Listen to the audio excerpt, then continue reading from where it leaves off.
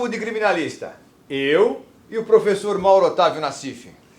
Eu e o grande criminalista Mário de Oliveira Filho e Paulo Sérgio Oliveira, advogado criminal de renome e diretor de cursos do Instituto Brasileiro de Ciências Criminais, o IBCCRIM. Paulo, Mauro. Clemência, Paulinho, clemência. Vamos falar de júri de novo. Júri. O Superior Tribunal de Justiça está porque- julgando um caso. Pode absolver por clemência ou não pode? É que tá. Acontece o seguinte, júri é a coisa mais emocionante que existe. É o povo, é a voz do povo. O do réu gosta povo. do júri. O réu O gosta réu do gosta, júri. Paulinho. Pois é. Aí a voz do povo, o povo que decide. O júri tem uma coisa interessante, antes de falar sobre a clemência, é o seguinte, quando o advogado faz uma sustentação oral nos tribunais, ou coisa parecida, nos tribunais, ninguém sabe se o desembargador está escutando ou não. Não está. Ou pode escutar ou não. O Normalmente não. júri não. Normalmente não está. O júri é o único Está com o voto momento... pronto. Está com o voto pronto. O O júri- assessor já fez. É o locutor de assessor.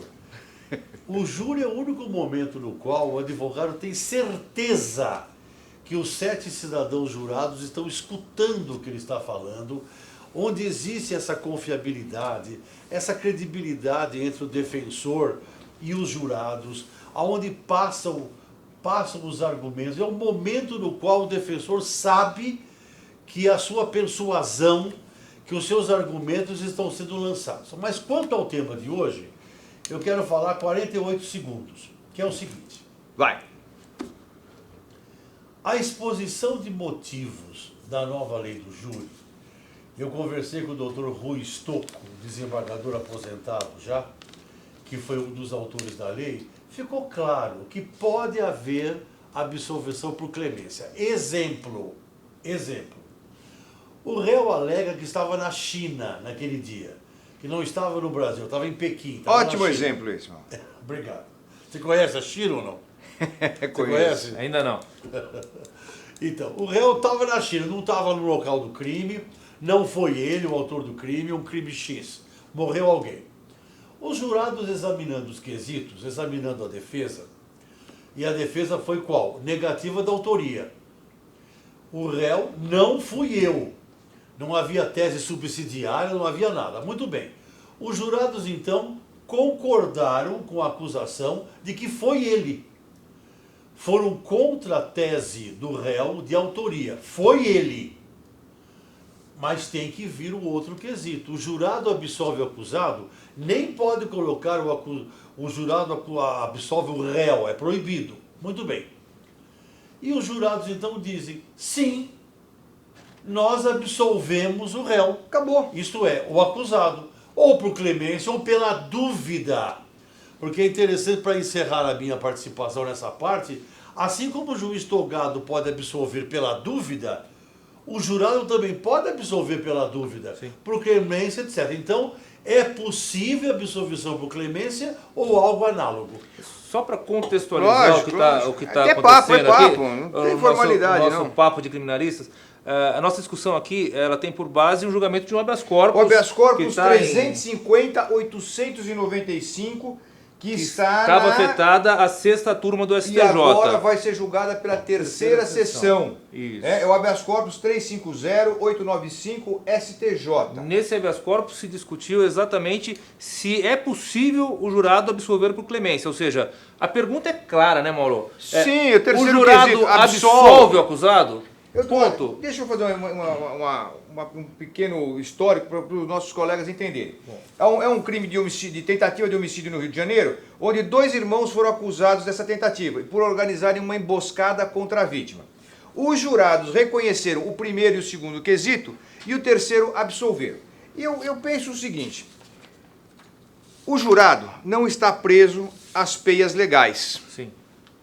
Talvez seja Primeiro a maior ponto. virtude do A Tribunal do Júri. grande virtude. Ele julga de bom senso, ele julga com a experiência da vida, ele julga com aquilo que ele entender no seu íntimo que é justiça. Aliás, a gente aprende isso no banco da faculdade. Quando você tiver em confronto a lei e a justiça, fica com a justiça. Essa sua observação eu achei brilhante. Então, o que acontece? nesse contexto que ele não está preso às peias legais, nós temos a formatação dos quesitos. Antigamente, Paulinho, nós somos da velha guarda, o Mauro é mais ainda, sabe como é que era? Eu não sou velho, não. Não, você é jovem. É jovem há mais tempo. Eu conheço tanto homem de 30 anos que está pior que quem tem 100. Mas, quando você ia votar legítima defesa, eram vários questionamentos. O réu agiu em legítima defesa da prova? Sim. O réu agiu de modo... Enfim, era um castelinho de tijolos. Se você tirasse um tijolinho, caía tudo. Isto era uma confusão para os versados em direito. Imagina para o leigo, para a dona de casa que é jurada, para o dentista que virou jurado. Então, é muito mais simples. Absolve ou não absolve. E tem uma coisa importante. Diferentemente do juiz togado, que ao sentenciar, tanto naquele momento da pronúncia, desclassificação, ele tem que fundamentar, e no juízo singular tem que fundamentar, o jurado não tem que fundamentar nada. Vota ele sim ou não. vota sim ou não e encerra o assunto. Ora, se lá está o jurado absolve o acusado, aí abarca qualquer tese. Posso contar uma historinha rapidinha? Só para reforçar. Lógico. Aliás, é o que se espera do jurado, né? Essa Sim. Resposta, sim ou não, absolve ou não, Independência. independente daquelas multiplicidades de quesitos. Tanto é que nos projetos de reforma, esse será o primeiro quesito, ou seja, a primeira pergunta que o juiz vai fazer para o jurado se a reforma vingar é se o jurado absolve o acusado. Olha, eu faria... A história. Eu até entendo, Mauro, eu gostaria de ouvir também a tua opinião depois disso, e Paulinho, nós tínhamos que mudar essa formatação e fazer o sistema americano. Absolve ou condena, ponto. Condena, aí você vai e vota os quesitos relativos É o que está trilhado na reforma. É o que está trilhado na reforma. Nós temos que descomplicar, nós não podemos complicar. Eu queria contar uma historinha antes de terminar. A Laurita Vaz não faz parte mais. Não mais, ela está na... Laurita Vaz, fala, para depois eu terminar. Estamos em cima do tempo, fala. Uma história rápida. Laurita Vaz, ela era relatora no habeas corpus. Que eu buscava anular uma sentença condenatória lá na Praia Grande. E surpreendentemente, o caso se arrastou por 3 anos e meio. Ficou 3 anos e meio sem julgar o habeas corpus. Fecha em mim.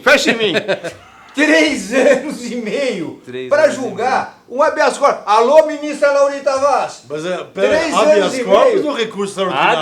Habeas corpus. 3 anos e meio. Eu estive no gabinete dela despachando com ela o meu pedido 3 vezes. Eu fui uma vez por ano.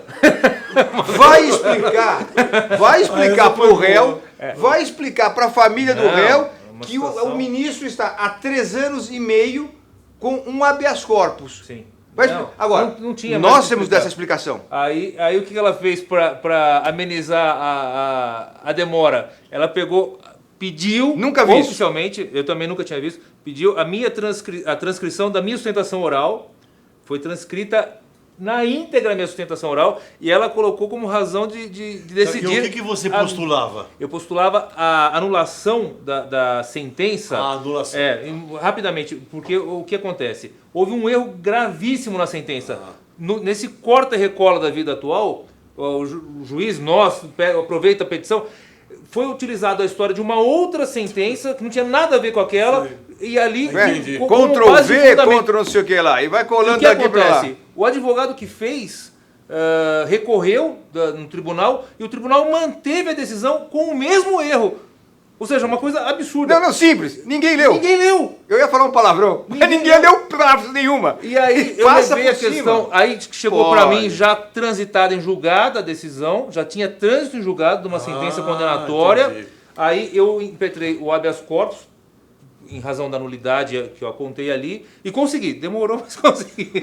Paulo, quase nada. Paulo, o Mário, conta rápido, em 10 segundos, o negócio que você pediu a eliminar, não pediu a eliminar isso é comum. E negaram. Isso é comum. Nós fizemos no habeas corpus sem pedir eliminar.